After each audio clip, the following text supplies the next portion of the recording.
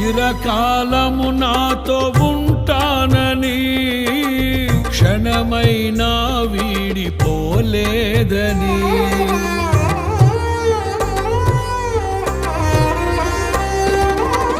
నీలో నన్ను చేర్చుకున్నావని